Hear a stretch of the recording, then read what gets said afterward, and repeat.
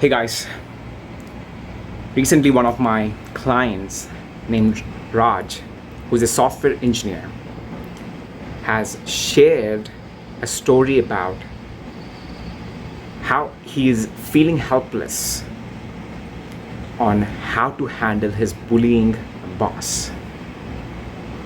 I felt very sad and decided to make a video about it because it's not only about Raj. There are many other engineers like Raj who feel helpless when a boss is a bully.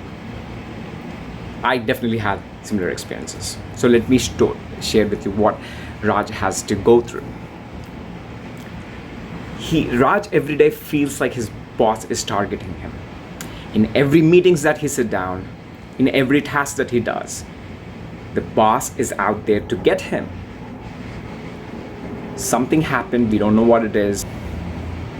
So his boss would make him feel invalidated when he speaks his opinions in a team meeting. His boss would also raise his voice against Raj.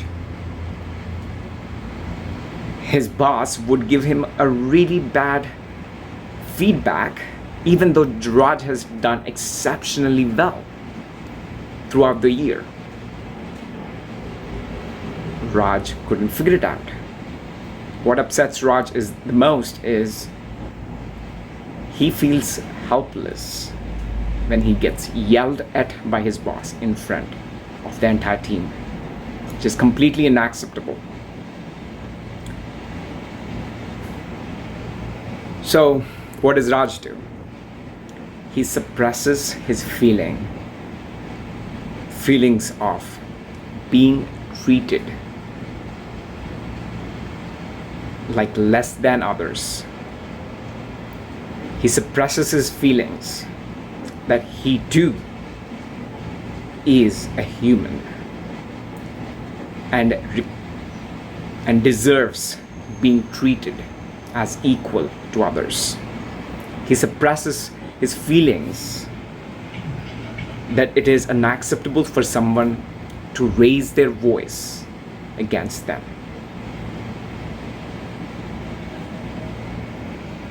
So Raj has tolerated it for a couple of months to years. But then in one meeting, he couldn't hold it up anymore. Every night, he was sleepless about the way he's being mistreated by his boss. So one day, he flipped in a team meeting against his boss in front of everyone, because he wanted to be bold. And the way Raj wanted to be bold is by raising his voice against his superior, just the way his superior raised the voice against Raj. However, even though in that moment Raj felt good about it and his teammates kind of appreciated the gesture, because it's not just Raj, every other teammate is going through the same experience. However, in a couple of days, Raj started feeling super guilty, and he felt even more depressed than before.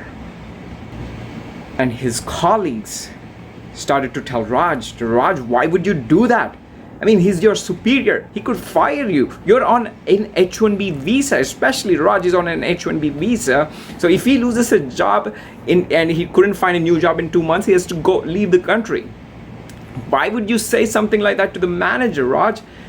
So his colleagues started telling him to control his emotions, to not speak up, and not to get in trouble. And that has exacerbated Raj's fears about speaking up against his boss. Now he's afraid for his family. He's afraid of losing his job. What is going to happen? And he decided at that point to never ever repeat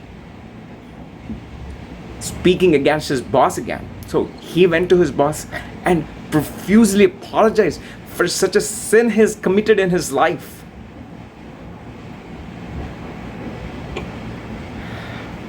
Well, so he never ever spoke to his superior or raised his voice against his superior again. Instead, he kept tolerating the bullying by his boss.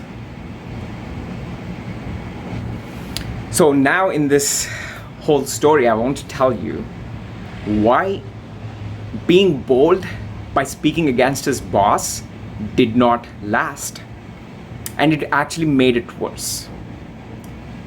And there is a better way to handle this whole situation. It did not last because Raj did not address the underlying root of not being able to speak against his boss. Instead, he flipped against his boss as an emotional outburst.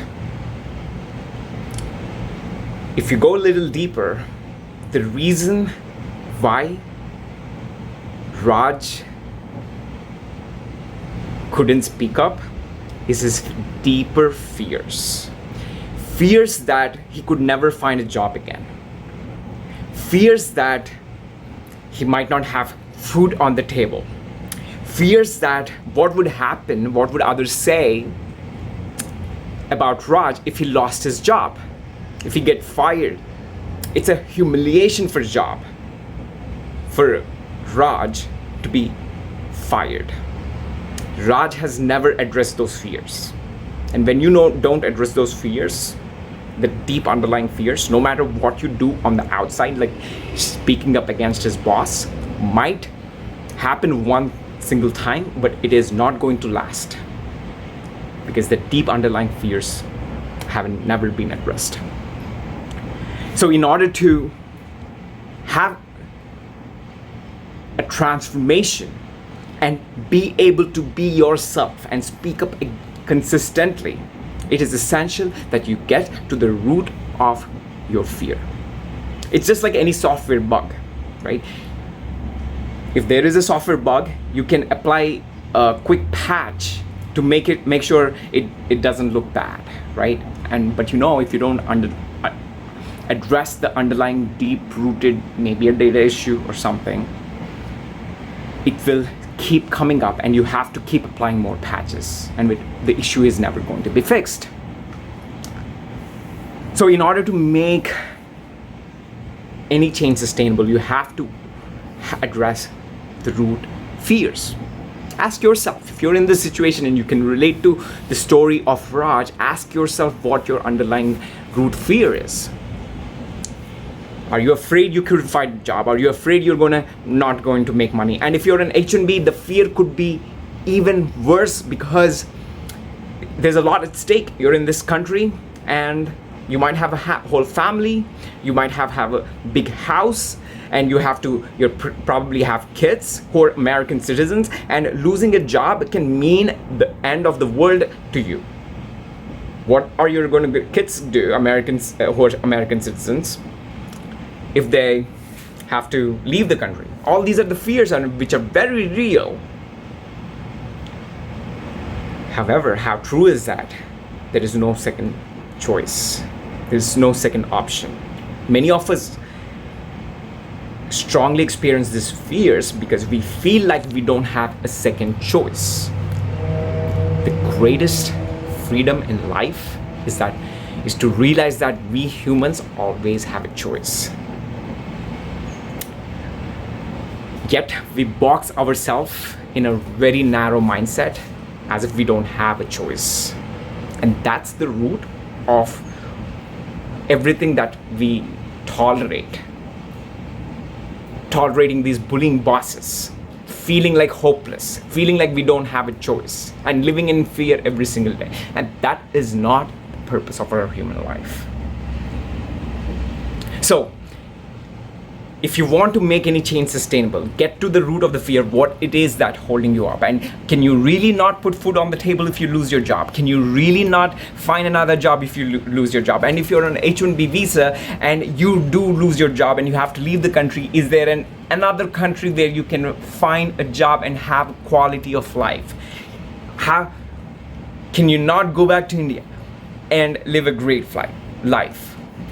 Forget about what others are going to think about you. What are other things that are going to work for you? And how to clear out those fears. So once you are able to step out of those fears and see that you have multiple choices, and whatever those choices might be, it might be very difficult to be able to envision a second choice, because that is equivalent to stepping out of your comfort zone and doing something you have never done before. So I understand if that panics you. It is a very natural, but being able to step out of that comfort zone and make a different choice is what will really address the root. And when you address the root, there is nothing you will be complaining about a superior boss, because you will be the person who will be speaking up against such bullying boss when you see that things are not fair. Not because you want to prove yourself you're good, not because you want to demonstrate how awesome you are, but because you stand up for what's right for you and for your peers. And when you do that consistently, it also motivates your peers to stop tolerating your bullying boss. So I encourage you to try that out. And there are many ways to do it. In fact, as it could be really hard to get deeper into your fears by yourself. And that's where I, as a coach, help my clients get over those fears. This is not a sales video or marketing video. I'm not saying coaching is the only way you can get over your fears. You might be able to get over your fears yourself and address the underlying deep-rooted cause. Some people do it through books. Coaching is one of the fastest way I discovered. It helped me, and so I want to help others do the same thing through coaching. But if not for coaching, there are several other ways to do it.